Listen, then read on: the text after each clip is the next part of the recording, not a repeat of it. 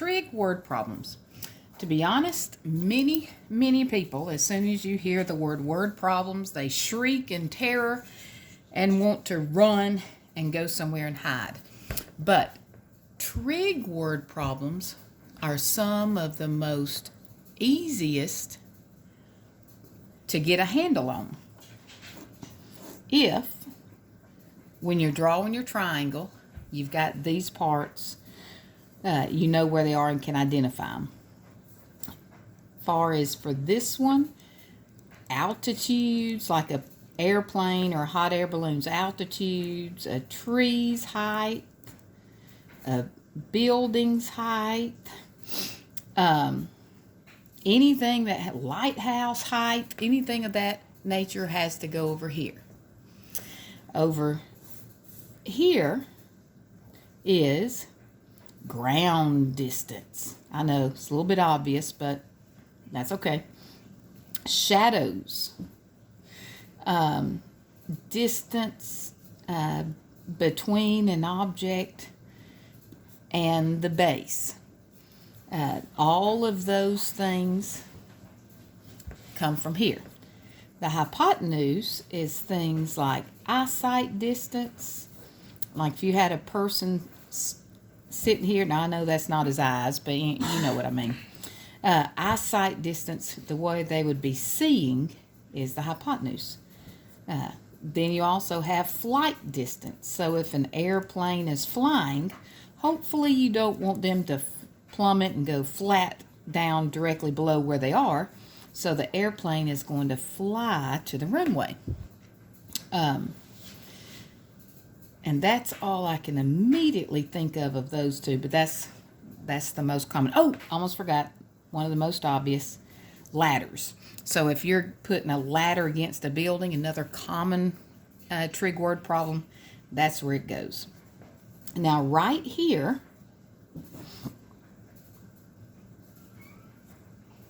is your angle of elevation, or technically it's also your angle of depression.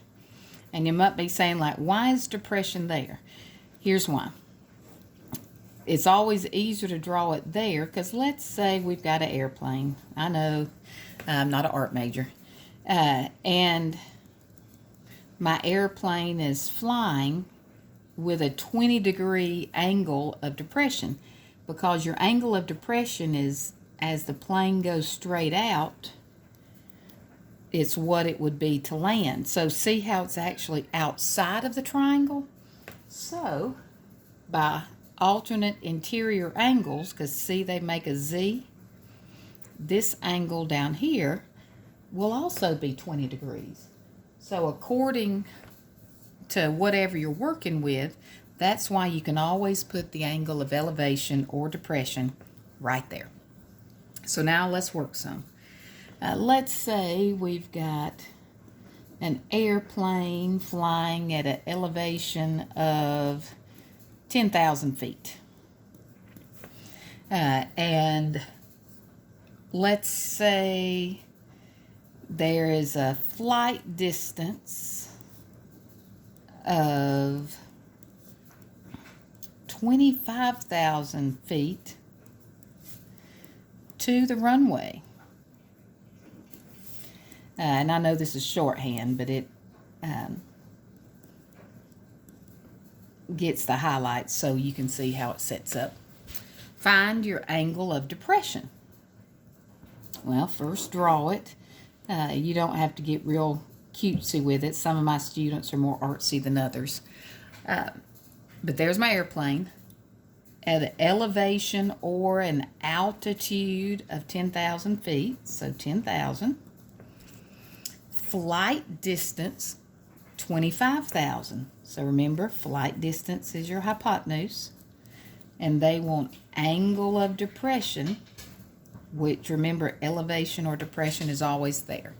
And now you just look back and see, okay, which pieces do I have of my triangle? Well, across from the right angle, so I got my hypotenuse. Opposite this angle, so I've got opposite. So what deals with opposite and hypotenuse? Remember your trusty acronym? SOHCAHTOA, or SOHCAHTOA. Sine opposite over hypotenuse. So sine of the angle equals opposite over hypotenuse. Now, if you wanted to, you could reduce it some, cancel out those zeros, and even the 10 and 25, or you could just plug in your calculator and they'll still give you the same answer. Now, remember, if you are doing with either one of those, of course, it works with it, but if you're working with one of these, you have to do it kind of backwards. So like in this case, remember, if you're looking for the angle, you always hit second, or shift in this case. So you would do 10,000 divided by 25,000 equals, to get your decimal, and then shift sine. 23.6, or remember, angles I typically do to whole numbers. So 24. Same thing for this one. But now most of you are probably more familiar with one of these. And like I said, since my students are using this one, that's the one I'm partial to, because they're the ones watching this, or at least first time through. So sine of x, so remember, you just do second sine, and literally what it says. 10,000 divided by 25,000 equals, still 23.6-ish, you're right at 24. So let's do another one. What about, let's say a ladder is placed 15 feet up the side of a building and has a 38-degree angle between the ladder and the ground. How long is the ladder? Well, to do this one, I'll do it up here since there's a little bit more space. Same thing, draw a picture, because remember, if you can draw a picture, you know where everything has to go, so it makes it a whole lot easier. So a ladder is placed 15 feet up the side of the building. In other words, 15 feet here. And of course, you got your ladder. 38 degrees between the ladder and the ground. Well, that's the ladder and the building, so this would be the ladder and the ground.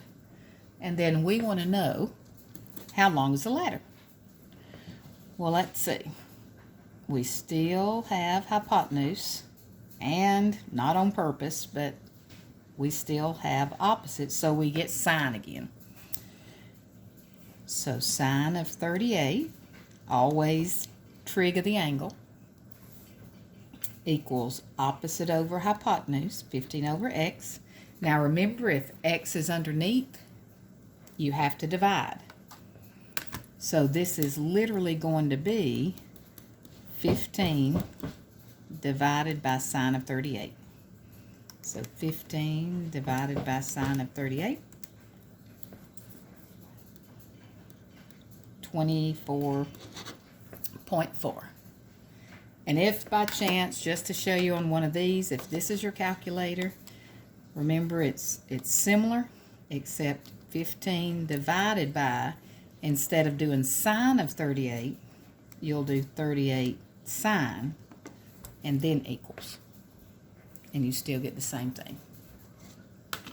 Well, I hope this was of help to you. Hate they were both sine. Let me know if there's ever anything I can do or request for different problems. Thank you.